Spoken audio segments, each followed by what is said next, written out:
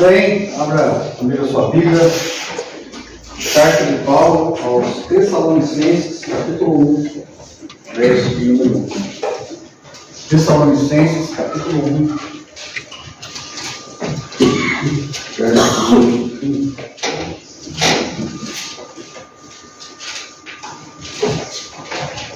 Muito bem, nessa manhã nós vamos falar um pouco dessa carta. O pastor Davi já expôs esse texto, há um tempo atrás.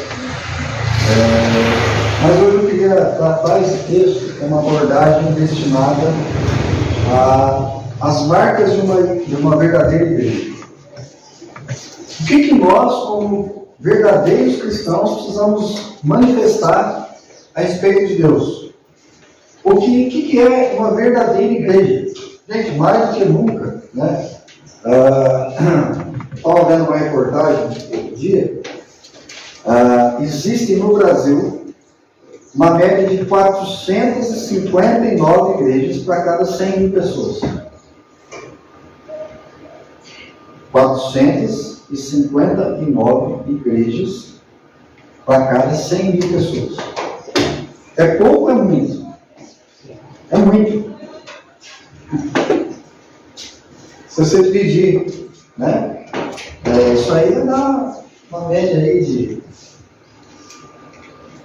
200 e poucas pessoas. Agora, por que, se nós temos tantas igrejas, por que se nós temos tantas denominações, por que nós temos tantos pastores, tantos mestres, por que a igreja se encontra numa situação tão difícil, vamos usar outra palavra? Por quê? Porque a gente precisa separar o que é de fato de verdade, uma verdadeira igreja, uma verdadeira que tem as marcas de Cristo, de uma igreja que não tem. Eu não estou falando isso aqui para falar mal de uma, de uma igreja, não é isso que eu estou querendo dizer. Porque às vezes, dentro de uma igreja séria, existe também o problema de as pessoas não estarem vivendo aquilo que a igreja precisa viver. Então, às vezes, não é o problema da igreja, da denominação e até do pastor, mas muito mais daquilo que as pessoas têm ouvido e vivido dentro de uma igreja. Qual é o propósito da igreja? Isso é inegável, ninguém pode negar. O propósito principal de uma igreja não é levar o crente à conversão. O que faz as pessoas converter a Cristo não é vir na igreja. O que faz as pessoas se converterem a Cristo é ouvirem da palavra de Deus, da boa nova da salvação, olhar para o testemunho da igreja, ter convicção daquilo que ela está ouvindo, da pregação. A palavra de Deus diz que a fé vem pela pregação, e a pregação da palavra de Deus, que pode ser em qualquer lugar, dentro, fora da igreja. Mas o mais importante é que as pessoas precisam ser convencidas, e a função da igreja é levar essas pessoas ao crescimento, à maturidade espiritual, ao entendimento da palavra e principalmente a uma vida cristã, uma vivência cristã de uma verdadeira igreja de Cristo. Por quê? Se a gente perguntar para todo mundo, você é cristão? Sai na rua perguntando aí, todo mundo aí, 90% das pessoas da nossa cidade vão dizer que são o quê? Cristãos. Só uma ou outra religião aí, espírita. Essas outras entidades aí. Enfim, todo mundo vai falar que é cristão. Mas quantos desses cristãos carregam a marca verdadeira de uma igreja de Cristo? De Cristo, não de cristã. Porque igreja cristã, todas falam que são. Agora, quais as igrejas cristãs carregam a marca de Cristo? E esse texto aqui, Paulo, escrevendo para a igreja de Tessalônica, ele vai citar essa igreja como uma igreja que carrega, que tem esse comportamento. Então ela serve para nós como o quê? Ou deve servir para nós como o quê? Como um modelo daquilo que a gente entende como uma igreja de Cristo. Então, vamos separar isso, igreja cristã e igreja de Cristo. Igreja cristã pode ser qualquer uma. Igreja de Cristo é aquela que, de fato, de verdade, anda conforme os preceitos e aquilo que Cristo quer para a igreja. Então, vamos usar aqui, nessa manhã, o exemplo da igreja de Tessalônica para a gente entender isso. Vamos ler de 1 a 10, e depois a gente vai estar olhando versículo a versículo. Paulo, Silvano e Timóteo, à igreja dos Tessalonicenses, em Deus Pai e no Senhor Jesus Cristo, graça e paz a vós outros. Damos sempre graças a Deus por todos vós, mencionando-nos em nossas orações e sem cessar, recordando-nos diante do nosso Deus e Pai da operosidade da vossa fé, da abnegação do vosso amor e da firmeza da vossa esperança em nosso Senhor Jesus Cristo. Reconhecendo, irmãos, amados de Deus, a vossa eleição. Porque o nosso Evangelho não chegou até vós tão somente em palavra, mas, sobretudo, em poder do Espírito Santo e em plena convicção, assim como sabeis ter sido o nosso procedimento entre vós e por amor de vós. Com efeito, vos tornastes imitadores nossos e do Senhor, tendo recebido a palavra, posto que em meio de muita tribulação, com alegria do Espírito Santo, de sorte que vos tornastes o modelo para todos os crentes na Macedônia e na Caia. Porque de vós repercutiu a palavra do Senhor, não só na Macedônia e na Caia, mas também por toda parte se divulgou a vossa fé para com Deus, a tal ponto de não termos necessidade de acrescentar coisa alguma. Pois eles mesmos, no tocante a nós, proclamam que repercussão teve o nosso ingresso no vosso meio. E como deixando os ídolos, vos convertestes a Deus para servirdes o Deus vivo e verdadeiro, e para aguardardes dos céus o seu Filho, a quem ele ressuscitou dentre os mortos, Jesus, que nos livra da ira de Deus. Amém? Irmãos, eu mesmo não tinha reparado nesse texto assim, com essa magnitude, né? E eu queria abordar aqui com vocês pontos importantes para nós, né? Que são as marcas de uma igreja verdadeira. A igreja verdadeira precisa ser mais do que uma denominação, uma igreja, um povo. Ela precisa fazer o quê? Deixar marcas, ter referências. Daqui a alguns anos, 50 anos, a maioria de nós aqui não vai existir mais. A maioria. Os mais novos provavelmente não está aí ainda. Mas a maioria de nós não está mais aqui. E o que nós, como igreja, né, vamos repercutir? Né, ele usou essa palavra lá. Repercutir. Vem de repetir, de dar voz, de mostrar algo que aconteceu. Repercussão. Aconteceu tal coisa. É igual notícia ruim, né? Notícia ruim repercute fácil. O que significa isso? Acabou de acontecer, todo mundo tem uma repercussão enorme, às vezes maior do que ela é. Né? Por que as coisas ruins repercutem tanto e as coisas boas não repercutem? Por que não tem essa mesma questão? E a ideia é justamente isso, né? De que tudo que nós fizermos aqui, como igreja, como povo de Deus, possa repercutir para as próximas gerações, para os filhos, para os netos, para as pessoas que vão entender que nós deixamos pelo menos marcas como igreja, como povo de Deus. E eu não estou falando de placa de igreja.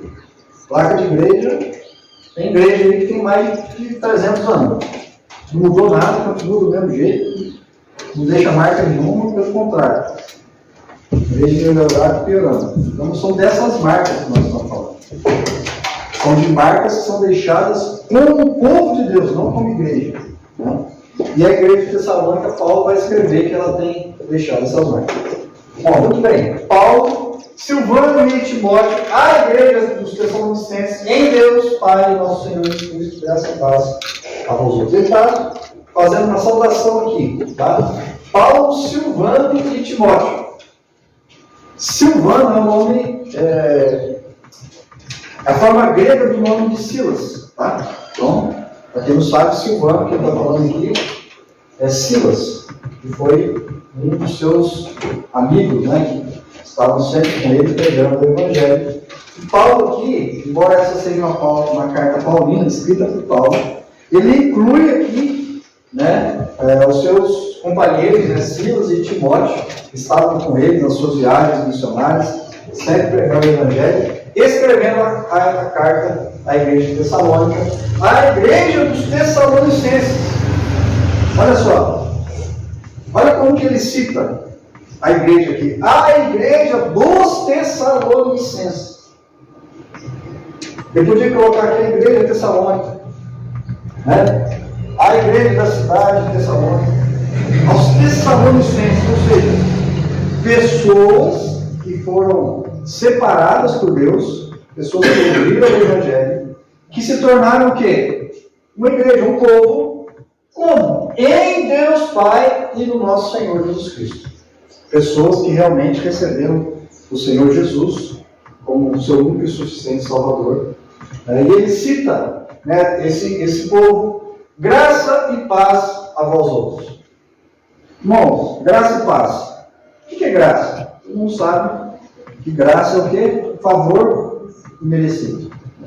Então, graça e paz é aquilo, graça é aquilo que a gente deseja, aquilo que não vem de nós, que vem de Deus. E paz é a consequência daquilo que aqueles que recebem a graça de Deus terão.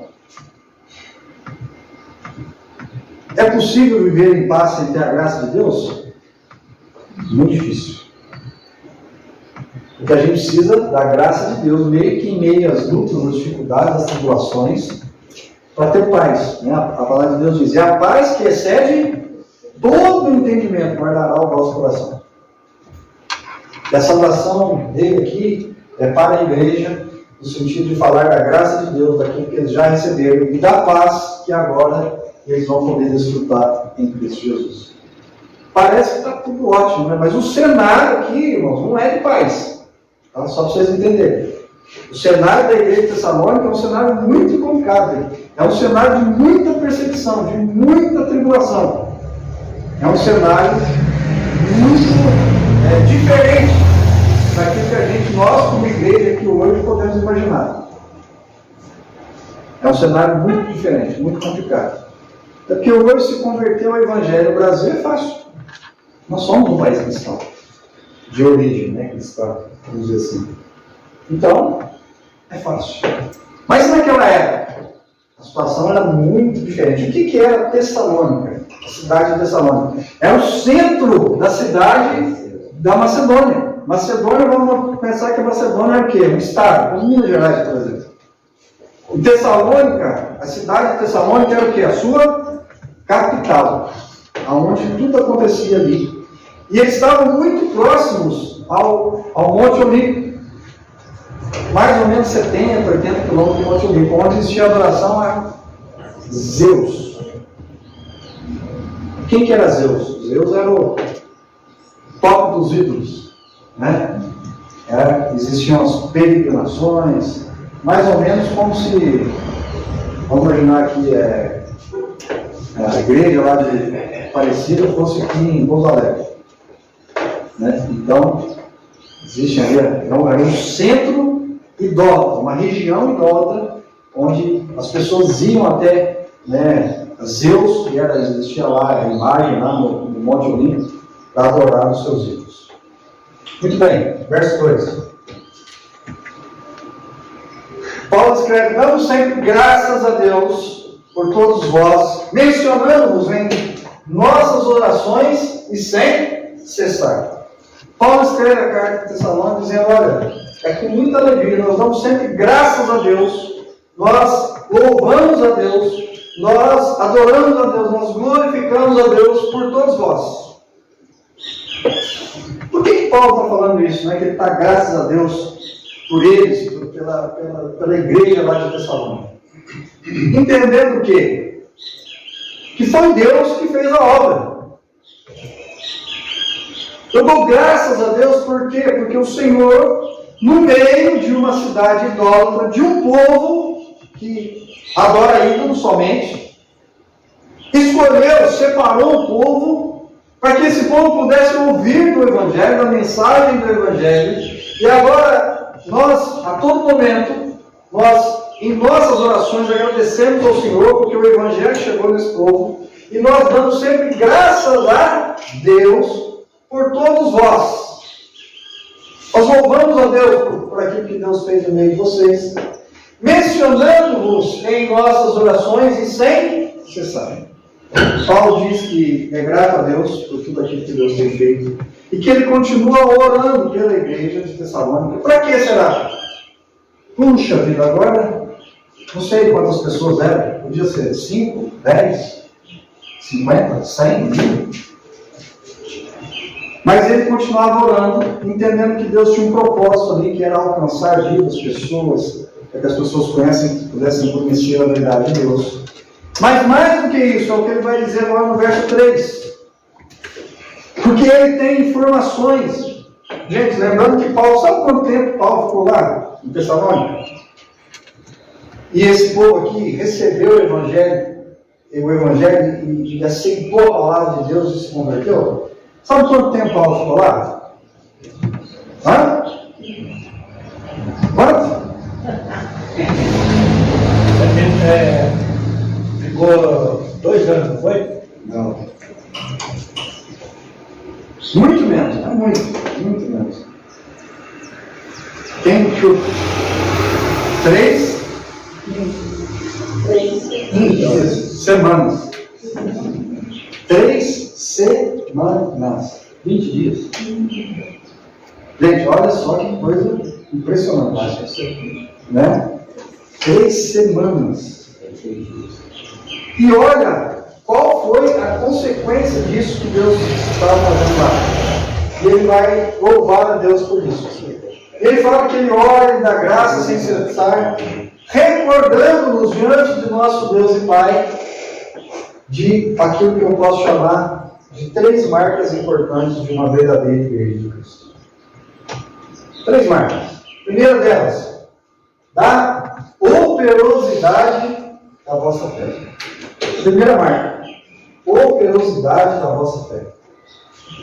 Segunda marca, abnegação do vosso amor. Terceira marca, da firmeza da vossa esperança em nosso Senhor Jesus. Paulo recebe as informações de que aquela igreja não se tornou apenas uma igreja que tinha uma placa lá. Igreja Cristã da Tessalônica. Como a gente tem que é? Igreja Bíblica de Nova Maria. Vamos imaginar, Paulo foi lá, ele ia primeiro nas sinagogas, e lá ensinava, usava as sinagogas, mas podia ter sido em qualquer lugar. Vamos imaginar que aquele povo lá agora tem uma igreja, é um povo que se encontra em um lugar, e eles podiam ter lá uma igreja lá, Igreja Bíblica da Tessalônica, Igreja da Graça e Paz de Tessalônica, Igreja do Poder da Tessalônica.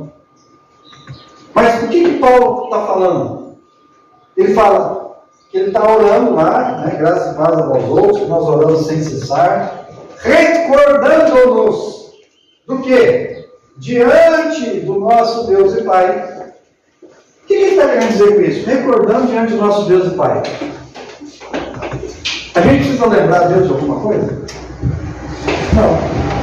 Deus é onisciente, na verdade. Ele sabe todas as coisas. Mas o que ele está falando aqui? Que ele louva e agradece a Deus todo dia por aquilo que Deus fez. Mais do que isso, recordando-nos eles mesmos da obra que eles realizaram como ministros do Evangelho, diante de nosso Deus e Pai, colocando o quê? Aquilo que estava sendo realizado lá. E aqui, como eu já falei, são 3 marcas importantes da igreja. Da operosidade da vossa fé. A palavra operosidade da nossa fé aqui, irmãos, tem que ver mesmo com o operário. O que o operário faz? Trabalha. Então, A primeira marca da igreja era uma igreja o quê? Que não tinha uma fé o quê? Morta. Eles tinham uma fé operária, uma fé que trabalhava, uma fé que buscava servir a Deus. Né? A Bíblia diz que a fé sem obras é o quê? É morte. A operosidade da nossa fé, como operários mesmo, eles receberam o Evangelho, entenderam o poder do Evangelho, começaram a servir, a operar em favor de Deus. Eles tinham uma fé que não era uma fé apenas de sentimento, de palavra, mas era uma fé que a todo momento precisava servir a Deus de alguma maneira. E eles eram o quê? Operários da fé.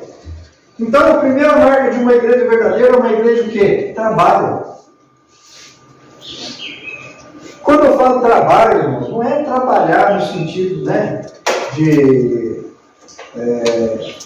fazer movimentos, né, de igreja, fazer isso, fazer aquilo. Não. O que é uma fé que opera, uma fé operária? É uma fé que toma disposição.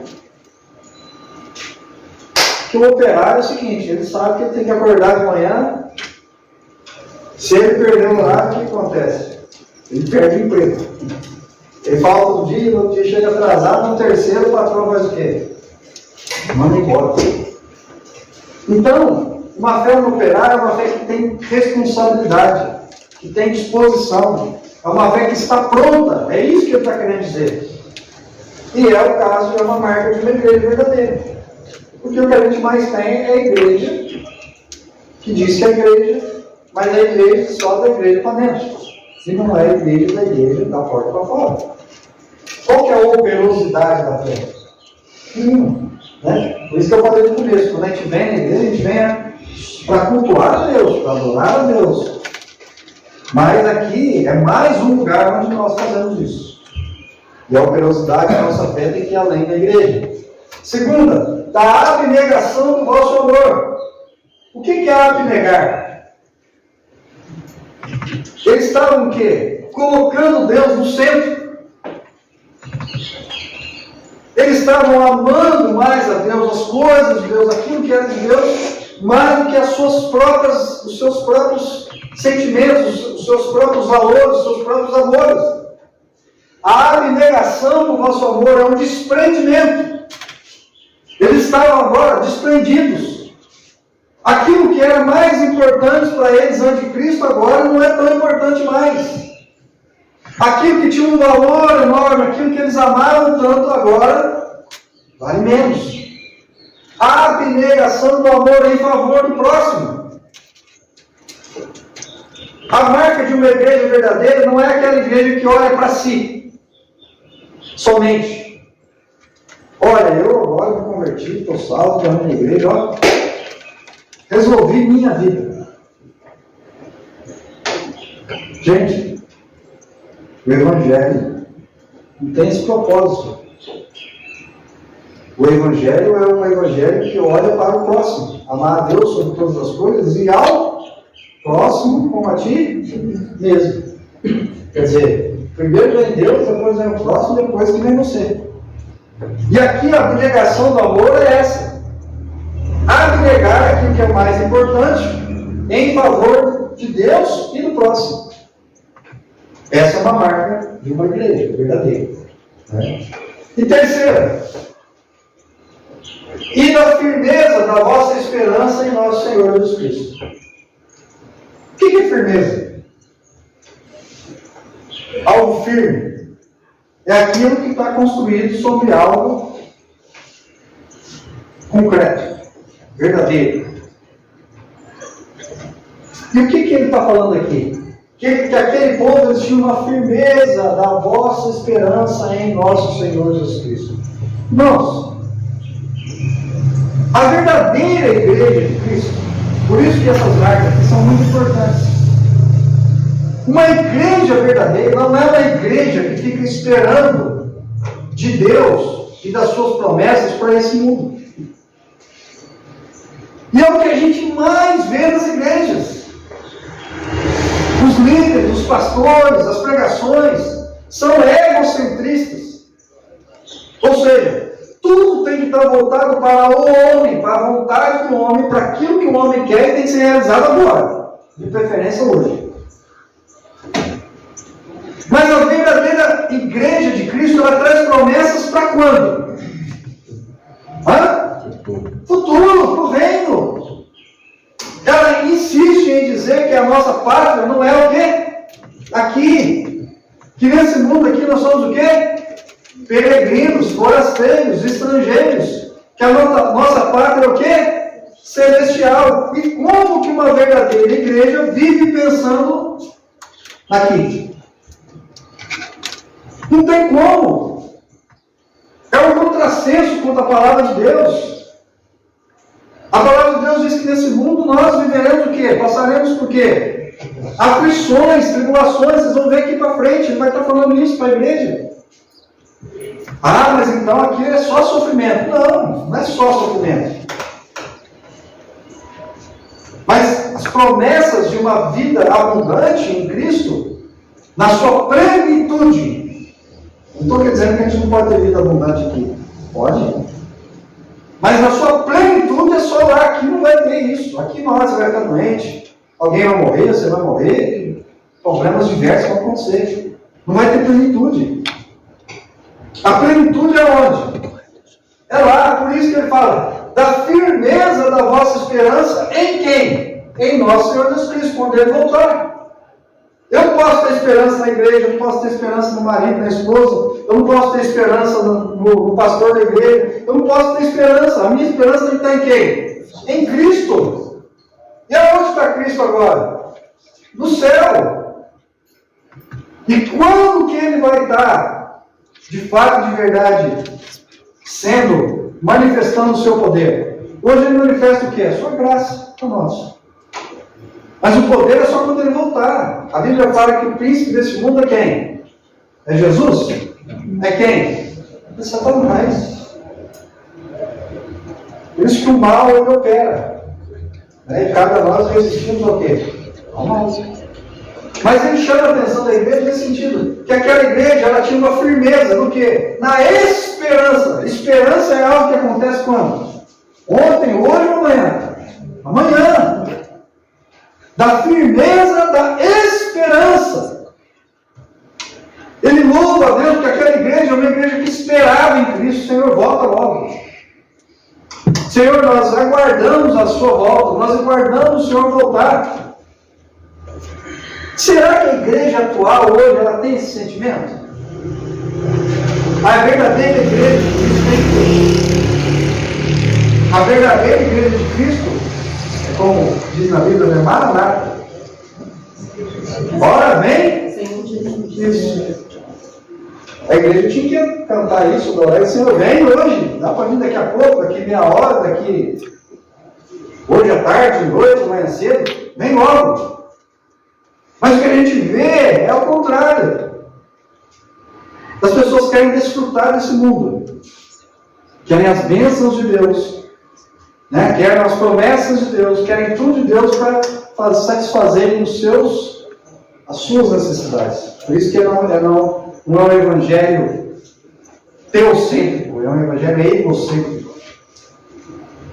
Então, ele fala aqui de 3 marcas importantes para nós como igreja, irmãos.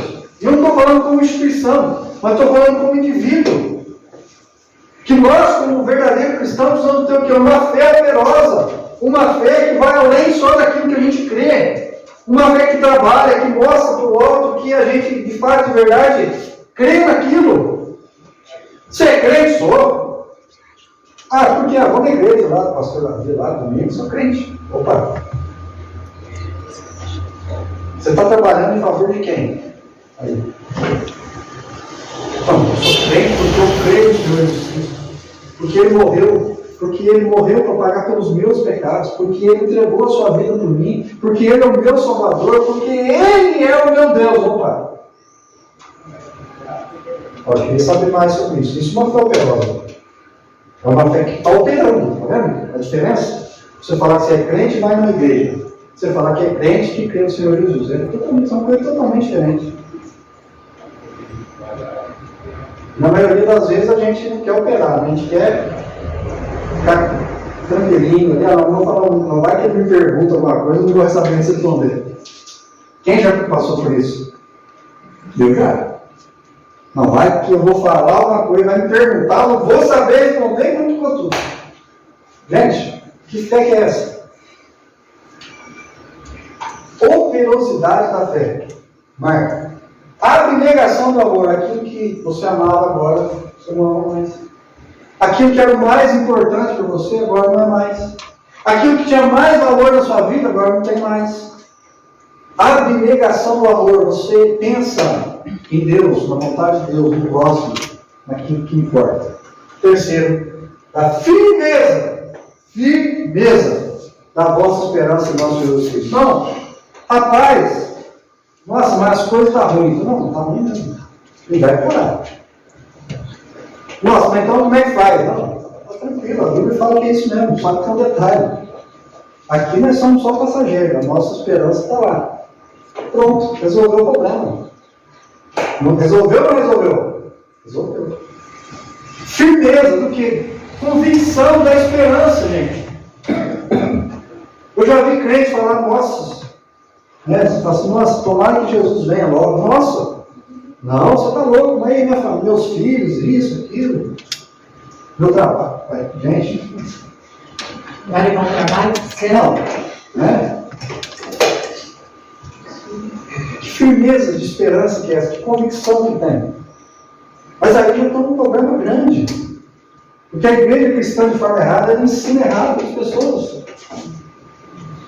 Né? Ela não ensina sobre milênio, ela não ensina sobre pátria celestial, ela não ensina como vacilar, como é a adoração. Enfim, é uma bagunça. Falando de igreja evangélica. Se eu vou falar da igreja católica, é outra. Aí é. Como é que chama lá? Purgatório, nossa, aí são tudo. Aí a pessoa fala assim, não quero morrer mesmo, não, quero ficar aqui. Essa evangélica se ensina é a Nova Jerusalém, né? Aí é uma miscelânea, né? É uma miscelânea. Pensando assim, cidade de Jerusalém. Isso. É. Eles misturam tudo, né? As igrejas são milenistas, né? Então elas não creem em milênio, aí é uma fantasiada só. Né? Tanto é que, se você for na maioria das igrejas, elas nunca vão pregar Apocalipse. Raramente, muito raramente, elas vão falar das 7 cartas da igreja. Mesmo assim, ainda explicando errado. E não vão falar nada sobre o Apocalipse, porque não é, para eles é ilustração, alegoria, enfim. Então, o problema sério, eu não vou nem entrar nessa miscelânea. O Apocalipse é um resumo da Bíblia. Isso, né? Mas o que eu estou querendo dizer é o seguinte, que as pessoas não têm firmeza na esperança da volta de Jesus, naquilo que Jesus vai fazer, né? E aí eu tenho que fazer o quê? Eliminar o leão da tribo de Judá. Porque como é que eu faço com o leão da tribo de Judá? Tem como. O leão vem para ajudar, é isso que Jesus vai fazer. Mas e daí para frente? Gente, a gente precisa ter a firmeza da nossa fé. Né? Por isso que eu falo, quando a gente crê em Jesus de fato e de verdade, tudo que está prometido para o cristão verdadeiro não está prometido para agora. Está prometido para quando? Para o futuro. Ah, para daqui 2 anos, 10 anos aqui na Terra? Não, gente. O que está prometido para a igreja, aqui é outra coisa importante. Na maioria do meio cristão, a igreja vai o quê? Triunfar. É o que você mais ouve, a igreja vai triunfar no mundo. Todo mundo vai se converter, vai ficando uma beleza. A maioria das igrejas evangélicas pregam isso. A igreja vai triunfar. Só que a Bíblia diz justamente o contrário. A igreja vai ser perseguida, tão perseguida que vai chegar uma hora que Deus vai ter que fazer o quê? Tirar a igreja. Não vai ter mais jeito, não. E quem ficar depois da igreja vai ser o quê? Morto e perseguido. Por isso que a gente vive o quê? O tempo da graça. Que agora a gente tem a oportunidade de crer. Quando chegar a tribulação, meu filho, você crê ou você morre. Escolhe. Então a chance é agora. Agora está tranquilo. Depois a coisa vai ficar complicada. Só que o que acontece? Essa teologia não agrada as pessoas. Então, vamos esquecer essa teologia que não agrada e vamos só contar da teologia que agrada as pessoas. Que Deus é bênção, que Deus o prospera, que Deus ajuda, que Deus faz isso, que Deus faz aquilo, que Deus vai te dar isso, que Deus prometeu isso, que Deus prometeu aquilo, e está todo mundo feliz, está todo mundo rindo, dando risada. Ótimo. Deus pode fazer isso? Pode. Deus faz isso? Faz. Só que quando Ele quer, não quando eu quero. A diferença é essa. Muito bem, vamos caminhar, senão a gente não anda. Verso 4. Reconhecendo, irmãos, amados de Deus, a vossa... Sabe quanto você reconhece que alguém é eleito de Deus? Tem como saber? Tem. Interiormente, é quando a Bíblia fala que o Espírito de Deus testifica com o nosso Espírito que nós somos filhos de Deus. Mas como que eles reconheceram que os irmãos lá de Tessalônica eram eleitos? Por aquilo que eles fizeram antes, por essas 3 marcas que eu citei aqui, irmãos. O que essas marcas faziam? Elas reconheciam, eles davam reconhecimento a eles que eles eram o quê? Igreja, povo de Deus. Então, o eleito não é aquele que vem na igreja. Tem um monte de gente na igreja que não é eleito. Você tem dúvida disso? Eu não tenho nenhuma. Porque a Bíblia diz isso.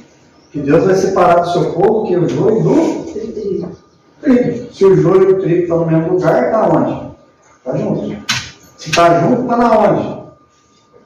Se o trigo é a igreja, o joio está junto do trigo, está na onde? Na igreja.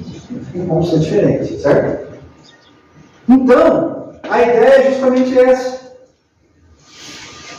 Igreja, gente, é como eu falei, falo sempre, igreja é o lugar onde a gente se encontra, mas igreja é, de fato, na verdade, quem vive o Evangelho de Cristo. E aquelas pessoas estavam sendo reconhecidas por quê? Porque elas carregavam as marcas de um verdadeiro cristão. Era uma igreja o quê? De uma fé operosa, de um amor abnegado a Cristo e que tinha uma firme esperança no Senhor. Marcas de quem? De quem realmente é cristão. Não é daquele que sai falando de Jesus e vai vir uma vida longe do Evangelho. Não é daquele que vem na igreja toda semana, mas não lê um texto na Bíblia em casa. Não é daquele que dizima, mas não ama o seu irmão que está precisando. Que marca de igreja que é essa? Não, essa é marca de religioso. Não é marca de cristão. E a gente reconhece alguém que é eleito de Deus. Como? Por essas marcas de um verdadeiro cristão. Efésios, lá em Efésios está escrito. Coloca para mim Efésios 1:4. Efésios 1:4. Assim como nos escolheu antes da fundação do mundo, para sermos santos e irrepreensíveis perante Ele em amor. 5. Nos predestinou para Ele, para que a adoção de filhos por meio de Jesus Cristo, segundo o beneplácito da sua vontade. É Deus quem escolhe? É Deus quem escolhe. Ele elegeu. Você está eleito. É igual ao político. Quando você vota no político, você vota nele para quê? Hã? Você elege ele. Você elege ele para quê? Para ficar em casa dormindo? Tem que representar. Para ele fazer aquilo que o povo precisa. Né? A ideia seria essa, né? Deus nos elegeu para quê? Para você ficar vindo à igreja uma vez por semana, dentro da sua casa, deitar dormindo, domingo de novo. É isso? Será que é? Não. O verdadeiro eleito tem que carregar o quê? As marcas de Cristo. Volta lá no texto para mim. Tessalonicenses 1:4.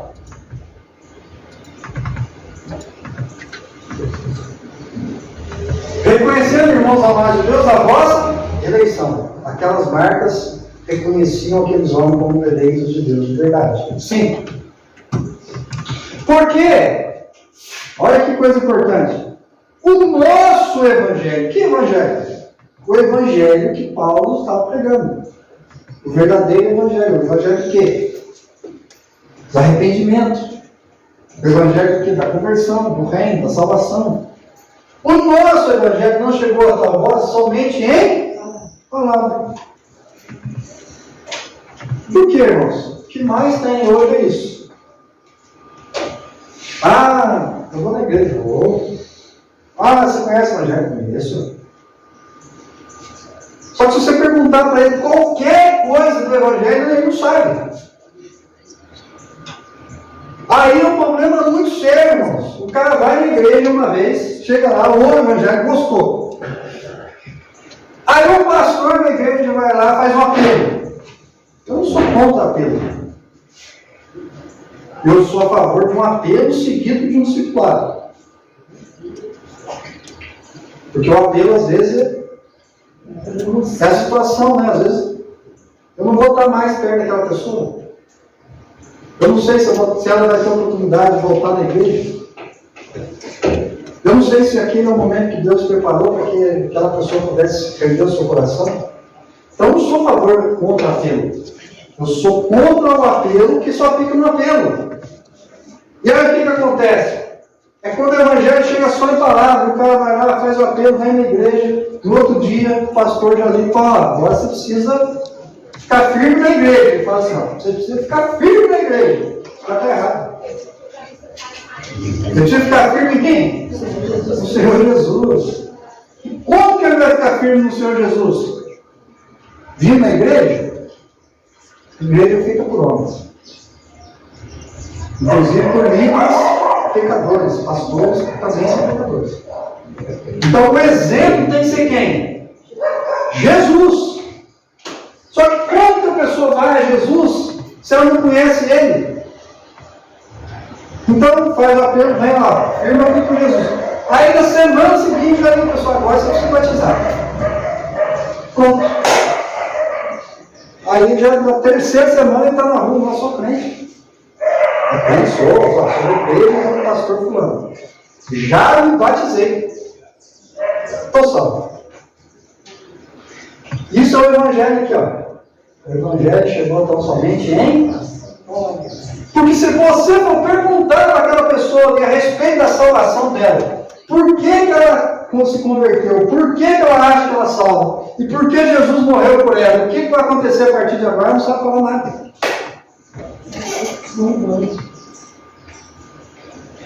Ponto, gente. Porque o nosso Evangelho não chegou até vós tão somente em palavra, não ficou só na teoria. Foi muito mais profundo. Mas, sobretudo, no quê? Em poder, no Espírito Santo e em plena convicção. Aqui está a diferença. O Evangelho tem que chegar de três modos, de três formas, de três maneiras. Primeiro, do poder do Espírito. Irmãos, quem que faz a obra? É o Espírito Santo de Deus, não é? É Paulo que foi lá e converteu a igreja de Tessalônica? Não! Paulo foi o quê? Um instrumento do poder de Deus usado para que o Evangelho chegasse até aquelas pessoas. Ponto. O que ele fez? Quanto tempo? 3 semanas. Aí você fala assim, puxa vida, estou investindo na vida do fulano, estou falando para ele aqui há 1 ano, 2 anos, 3 anos, não acontece nada. Só vai acontecer quando Deus quiser. Agora o seu papel é continuar aprendendo. Mas ele fala que o Evangelho não chegou só em palavra. Não foi só eu que fui lá comunicar o Evangelho, mas ele chegou de outra maneira. Ele chegou, sobretudo, acima da palavra, no poder do Espírito Santo. E o que? Em plena convicção. Convicção de quem? De Paulo ou das pessoas que ele estava pregando? De Paulo. Porque aquelas pessoas ainda não eram convictas do Evangelho. Mas elas olharam para a convicção de Paulo e de seus pregadores. Irmão, quem que era Paulo? Saulo, perseguidor do Evangelho, assassino, matava crente. De repente, aquele povo lá da Tessalônica olha, quem que é esse homem? É Paulo, Saulo, mas é ele. Mas esse homem tá desse jeito, ele transformou. Então, o que o Evangelho, o que Deus fez? Para que Deus levantou Paulo, gente? Depois de Jesus, ele é um dos homens mais influentes na Bíblia. As cartas são todas escritas por ele, sempre está lá, Atos dos Apóstolos, todos. Por que Deus não levantou o Pedro? Não levantou o André, o Tiago, o João? Por que ele levantou Paulo? Jesus conhecia ele há muitos anos antes dele. Isso, porque Deus queria manifestar o poder dele através da vida de um homem que era justamente contrário a tudo que não ia ter a mesma, se fosse Pedro, Tiago, João, não ia ter a mesma força. Por que convicção? Porque Paulo era tão ousado na sua palavra, ele tinha tanto poder do Espírito Santo, porque ele operava assim sinais e prodígios, mas principalmente porque ele gerava nas pessoas o quê? Convicção. Gente, alguma coisa tem nesse rapaz aí. Alguma coisa acontece nesse evangelho. Alguma coisa Deus tem de diferente. Alguma coisa existe nesse Jesus Cristo que ele tanto prega. Porque como que um homem que era rico, famoso, Paulo era rico, ele era membro do Sinédrio, influente, era cidadão romano, instruído, um cara de uma vida, gente, montadinha, tranquila. Se Paulo fosse hoje, no nosso tempo aqui, seria mesmo desses homens livres aí, políticos, milionários, andando de helicóptero, fazendo tudo aí, rico, famoso na internet, 50 milhões de seguidores. Ele abriu mão disso tudo para ser o quê? Para viver uma vida de quê? De perseguição, de cadeia, de sofrimento, em favor de quê? Da sua convicção. E Deus usava Paulo por isso. Para que as pessoas pudessem olhar a Paulo e falar, meu Deus do céu, tem que pelo menos ouvir o que esse homem fala. Agora eu faço uma pergunta. Como que a gente vai ouvir alguém que se diz que é cristão evangélico e vive uma vida totalmente fora dos propósitos de Deus? Tem como? Não tem. As pessoas lá eram impactadas pelo testemunho de Paulo, muito mais pelo seu testemunho do que pela sua pregação. Por isso que Deus levantou ele.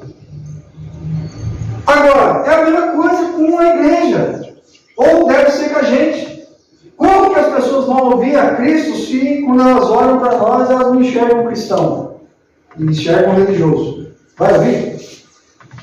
Não estou falando aqui, gente, de perfeição, não. Todo mundo é pecador, Paulo também é. Se for olhar, Paulo, né? Só que tem uma diferença, ele era. Agora, não é mais. Por isso que ele fala, já não sou eu quem vivo, mas Cristo que vive em mim. Ele estava convicto. Convicto. Eu não sou eu mais quem vivo, mas é Cristo que vive em mim. A diferença aí. Né? Assim, como sabeis ter sido o nosso procedimento entre vós e por amor de vós, tá vendo? Paulo está falando o seguinte, ó, porque o nosso evangelho chegou tão somente em palavra, mas sobretudo no poder do Espírito Santo, em plena condição. Assim como sabeis ter sido o nosso procedimento entre vós e por amor de vós. Vocês viram o nosso proceder no meio de vocês? Está vendo como é cristão, como que a gente anda, como que a gente faz? E Paulo, um pouquinho para frente aqui, ó, na carta mesmo dos Tessalonicenses, vai falar lá do comportamento repreensível, do sofrimento, da diligência, vai falar da questão financeira. Embora ele pudesse receber o donativo, ele não queria ser peso para as pessoas. Então Paulo chegava lá querendo oferta. Paulo não chegava pedindo dinheiro. Paulo não chegava querendo montar a igreja. Não, Paulo queria pregar o evangelho. Então por isso que ele fala, não sabeis ter sido o nosso procedimento entre vós, por amor de vós. 6. Gente, vamos caminhar para a gente. Com efeito, os tornasse o quê? Imitadores nosso e do Senhor. Tendo recebido o quê? A palavra. Posto que em meio de muita tribulação, com alegria no Espírito Santo. Olha a alegria que ele está. Eu estou muito feliz, sabe por quê? Porque vocês tornassem o quê? Imitadores nossos e do Senhor. Aquilo que vocês viram que eu estou fazendo, aquilo que Jesus fez, vocês estão fazendo também. Isso é igreja. Imitador de quem? Do Senhor Jesus. E de Paulo, como que? Em que sentido que ele estava querendo dizer que aquela igreja estava imitando ele? Paulo era o quê, gente? O que Paulo era?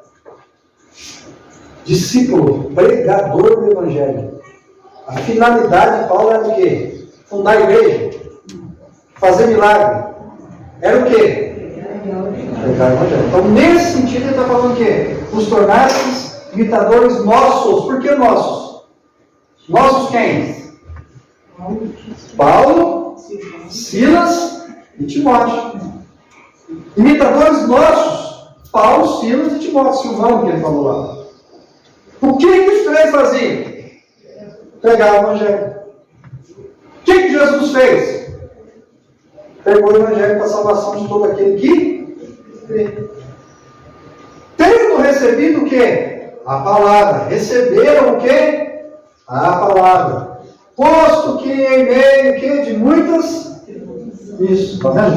Viu o que eu falei para vocês? Como que foi que aquela igreja recebeu o Evangelho? Igual nós estamos aqui, tudo tranquilo, paz, sossegado, ninguém perturba, ninguém. Não, gente. Sabe como que foi lá? Olha como. Eles receberam a palavra, posto que em muita tribulação, gente. Não é alguma tribulação. Muita tribulação. Mas como que eles receberam isso? Com alegria do Espírito Santo. Essa é a marca do verdadeiro cristão. É um cristão que, em meio à tristeza, à luta, à perseguição, ao ódio, nós cantamos de. Mas o que nós cantamos aqui hoje?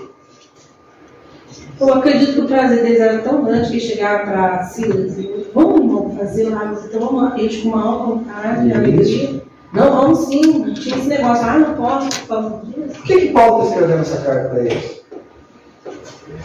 Paulo está referendando o que ele estava fazendo.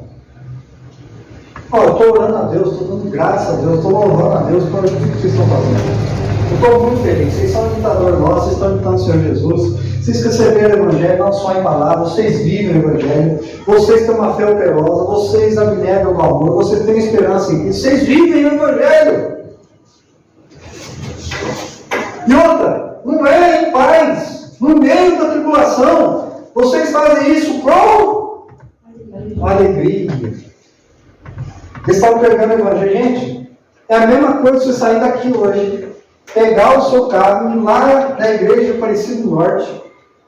Lá, o cenário tessalônico era esse, gente. Uma cidade metropolitana onde a adoração a ídolos era total. Não vou dizer nem parcial, mas total. A primeira igreja que estava nascendo lá.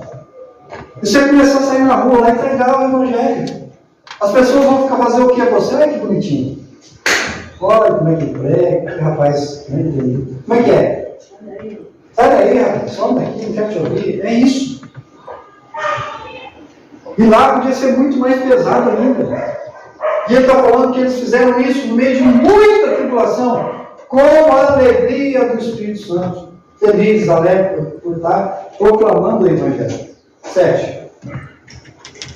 De sorte que vos tornastes o quê? Aí está a diferença. Qual que é a diferença? Você pode fazer parte de alguma coisa ou você pode ser o quê? Modelo.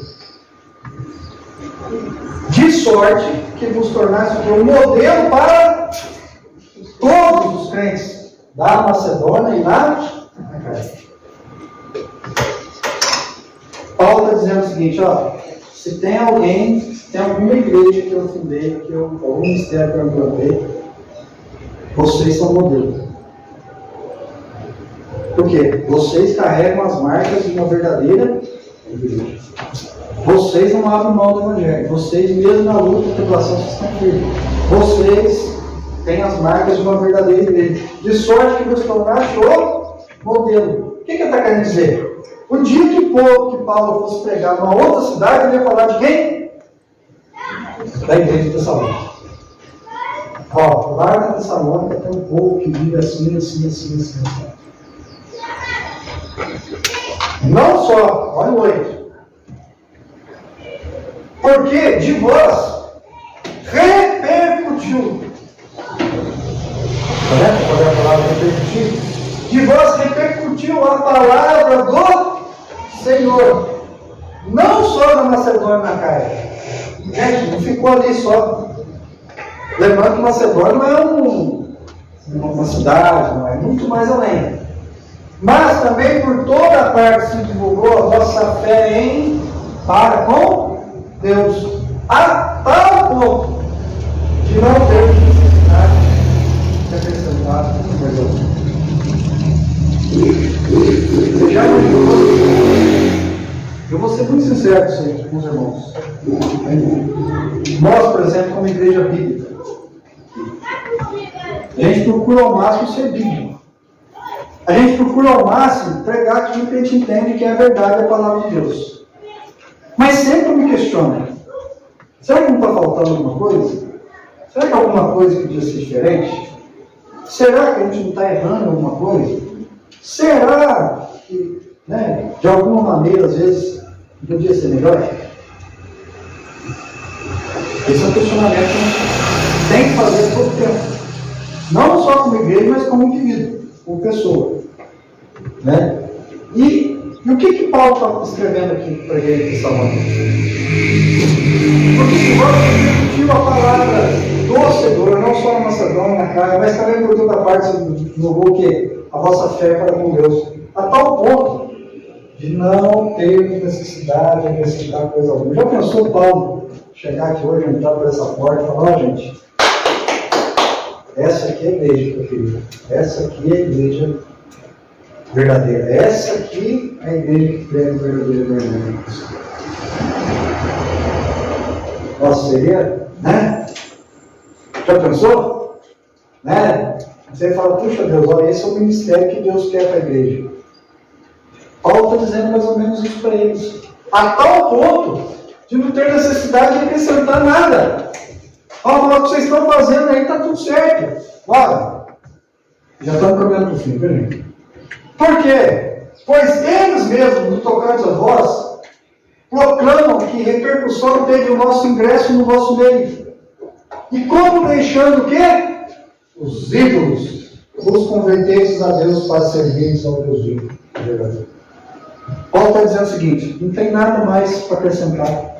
Pois eles mesmos, quem eles? As outras pessoas, o povo lá de fora, no tocante a nós, a vocês, igreja, e eu como pregador, Paulo, proclamam que repercussão teve o nosso ingresso no vosso meio. O que ele está querendo dizer? Que as pessoas que ouviam o Evangelho depois da igreja de Tessalônica diziam o seguinte: que eles mesmos proclamavam a diferença que houve na vida daquelas pessoas. Vocês estão entendendo? Tanto na vida de Paulo, como na vida da igreja de Tessalônica. As pessoas mesmo diziam: como é que aquele homem se converteu? Como que aquele povo que adorava Zeus ia lá no Olimpo, lá, ofertar, fazer oferta, tinha ele como ídolo, agora faz o quê? Se converter a Deus para servir o Deus vivo e verdadeiro. Então ele está falando: pois ele mesmo, tocante a nós, proclama que a repercussão teve o nosso ingresso no nosso meio, e como deixando os ídolos. Aqui está a marca de um verdadeiro crente. E um verdadeiro crente não é aquele só que muda de religião, porque ídolo aqui não tem a ver com imagem só. Qualquer coisa pode ser ídolo. Qualquer coisa que não é Deus é o quê? Idolatria. Qualquer coisa que Deus não está em primeiro lugar é o quê? Idolatria. Por que ele está falando aqui? Deixando os ídolos. Deixaram tudo para trás. Em amor de quem? De Deus. Vos convertestes a quem? A Deus. Acabou aí? Para quê? Qual a finalidade? Gente, é isso que eu falo. O Evangelho tem que ter uma finalidade. Porque se Jesus Cristo morresse só para nos salvar, era automático. Era Jesus Cristo ir lá, morreu, você veio, creu, arrebata. Creu e arrebata no outro dia. Pronto. Eu tinha resolvido, não tinha? Mas a salvação, ela vem carregada de quê? De uma necessidade, um compromisso. Você é salvo para qual finalidade? Servir o Deus verdadeiro. Era isso que Paulo estava fazendo. O que Paulo estava fazendo? Servindo a ele mesmo? Continuou lá como fariseu? Não! Ele mudou a vida dele totalmente para fazer o quê? Servir a Deus, gente. Esse é o propósito de uma igreja verdadeira. Para terminar, verso 10. E para quê? Para aguardar dos céus, quem? O seu O filho. seu filho. A quem ele ressuscitou entre os mortos, Jesus. Que los livra da ira vindoura. Para resumir, a salvação ela precisa ser carregada de algo verdadeiro. Uma verdadeira igreja tem que possuir essas marcas. A gente precisa ser modelo. A gente precisa ser o quê? Repercutir aquilo que Deus fez na nossa vida. E ele fala, com qual finalidade? Qual objetivo? Servir a Deus. E depois de servir a Deus? Por que a gente serve a Deus? Com qual propósito? O que vem depois disso? Qual que é o final? Qual que é a expectativa? Qual que é a esperança? Aguardar dos céus do seu Filho, a quem ele ressuscitou dos mortos, Jesus, que nos livra do quê? Ira vindoura. Ira vindoura está escrito aonde? Apocalipse. Quem não conhece Apocalipse vai ter medo do quê? Olha, nada. Tem como você ter medo de alguma coisa que você não conhece? É igual falar para a criança que tem medo de fantasma. O que fantasma faz? Ah, faz isso, assombração, isso. O que Paulo está escrevendo aqui? Que aquelas pessoas agora viviam para servir a Deus. E qual que é a expectativa para a vida delas? Nenhuma. Elas não tinham expectativa para suas vidas, a não ser aguardar do céu o Filho a quem é extraordinário, livrando o que? Da ira? Mas essa tem que ser a expectativa de uma igreja verdadeira. A expectativa de uma igreja verdadeira não é correta de bênção, provisão, riqueza, paz, isso tudo não. Isso está prometido para a igreja. O que está prometido para a igreja é guardar Jesus Cristo. E depois que ele vier, se você de fato, de verdade, é um crente verdadeiro, você vai ser o quê? Livre da ira vindoura. Aí a pessoa fala assim, mas livre da ira vindoura? Isso. Porque isso aqui é o que o homem merece. O grande problema das pessoas é entender isso.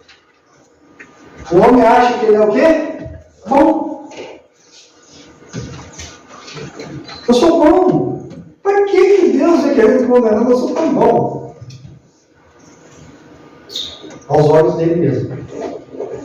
Porque aos olhos de Deus nós somos o quê? Pecadores. O que está reservado o salário do pecado é o quê? Morte e?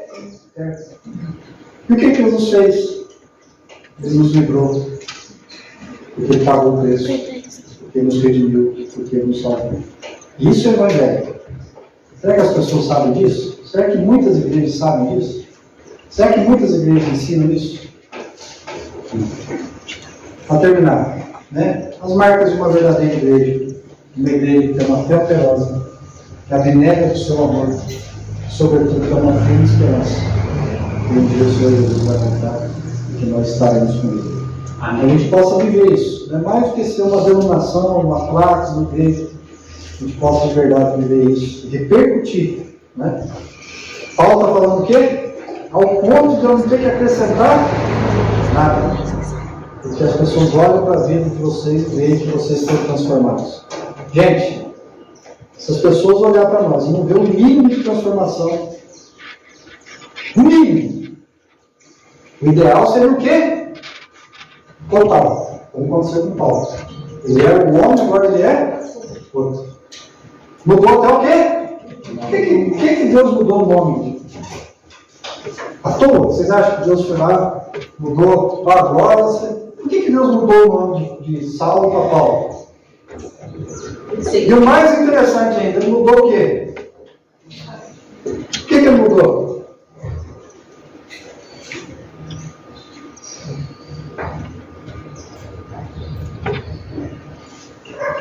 O que mudou aqui, gente?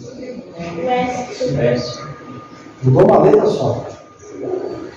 A essência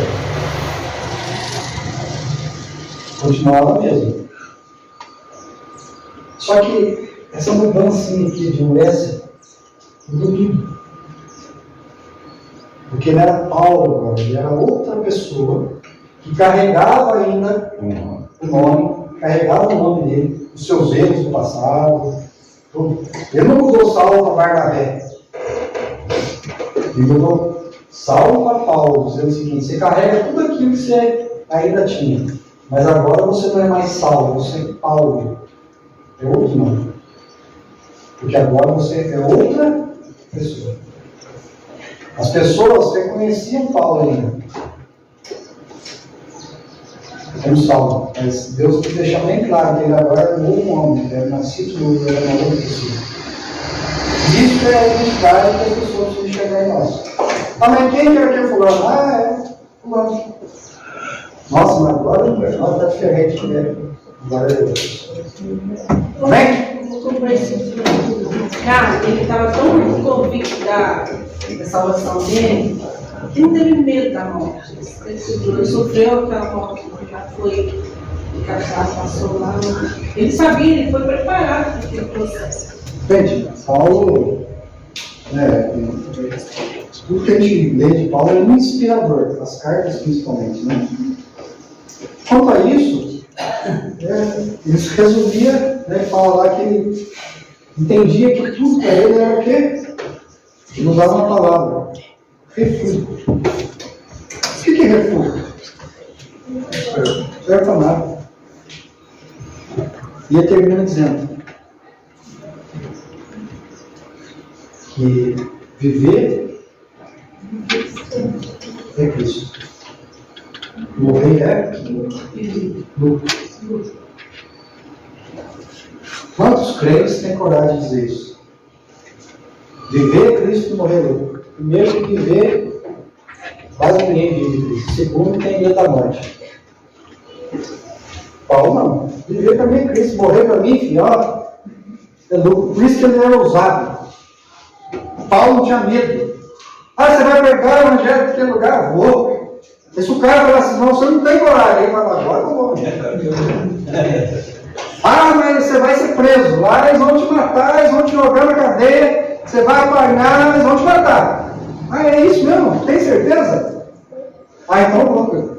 Então, se fosse o contrário, ninguém ia falar nada, nem ia. Agora já você falou. Eu fico imaginando Paulo falando isso para as pessoas, é tudo verdade. Quando as pessoas falavam para ele: vai para o lugar lá, assina. Gente, Paulo ia pregar na onde? Paulo chegava na cidade para pregar, ele ia pregar na onde? Fala para mim, gente. Que ele procurava para pregar. O primeiro lugar, sinagoga. O que é sinagoga, gente? Quem pregava na sinagoga? Os judeus. Então, ele não ia na praça, em frente à sinagoga, ele entrava na sinagoga. Começava a pregar. Ele sabe que ele estava com medo de alguém? Não, pelo contrário, ele falou: aqui que eu vou causar mesmo. O meu negócio é causar. Só que o que acontecia? Ele estava tão cheio do poder de Deus, quando nós vimos aqui, tanto empalado, quando em poder, que até os fariseus ficavam o quê? Sentavam para ouvir o Paulo falar. Os líderes da igreja religiosa. Quando ele começava a falar, o povo, no meio de mandar embora, começava a ouvir. Aí na outra semana, o que acontecia? O Paulo estava lá de novo. E os homens falavam que não, vamos deixar ele falar. Vamos deixar. Só que o que começou? Primeiro foi por curiosidade. Depois foi por quê? As pessoas começaram a se converter. Aí os fariseus falaram assim: pelo amor de Deus, se nós não vemos esse homem aí, daqui a pouco não tem mais judeu. Nós convertendo todo mundo. Vamos. Põe na cadeia, bate, manda embora, expulsa da cidade. Gente, todas as leatos dos apóstolos, vocês vão ver que em quase todas as cidades que Paulo teve, ele foi o quê? Expulso. Expulso esse homem daqui, vamos bater o nome dele. Expulsa. Matar é complicado. Expulsa. Por que eles não matavam? Porque só quem podia matar? Ele era cidadão romano. Ele era cidadão romano. Só quem podia dar pena de morte para ele? Roma. E quando que ele morreu? Em Roma. Aí o povo falou, agora ele pode morrer. Porque senão, gente, Paulo tinha sido morto muito tempo antes. Mas Deus tinha o quê? Por que Deus escolheu Paulo? Porque ele era cidadão romano. Se ele tivesse escolhido o outro, na primeira cidade que ele fosse pregar, o que ia acontecer com ele? Morto. Então Deus escolheu o cidadão romano que podia pregar o evangelho. Só foi morto quando esteve em Roma depois de ter pregado o evangelho para todo mundo. Vamos orar?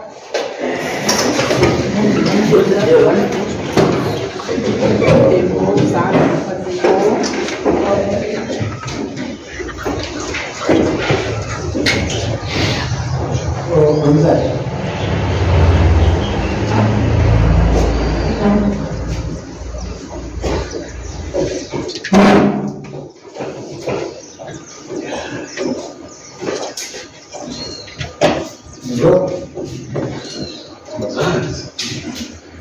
Vamos orar pela vida do Zé, que vai passar nessa, né? Fazendo pura paz do Senhor, não só para ele, mas para todos nós. Vou orar. Senhor, nós te louvamos, te agradecemos por essa manhã, agradecemos por esse dia. Mas, sobretudo, nós queremos te agradecer pela tua palavra, Deus, que é reveladora, Pai, sua palavra que nos ensina, a sua palavra que nos mostra, Deus, o caminho pelo qual devemos andar. E que nós possamos, ó Deus, nesta manhã, entender, ó Deus, o que é o verdadeiro Evangelho. O que é ser uma verdadeira igreja, Pai, o que é de fato, de verdade, servir a Cristo. Que nós possamos, ó Deus, ter uma vida que tem uma fé operosa, Pai, que abre mão de si mesmo em favor, por amor do próximo. Uma fé, ó Deus, que tem convicção da esperança de um dia estarmos com o Senhor.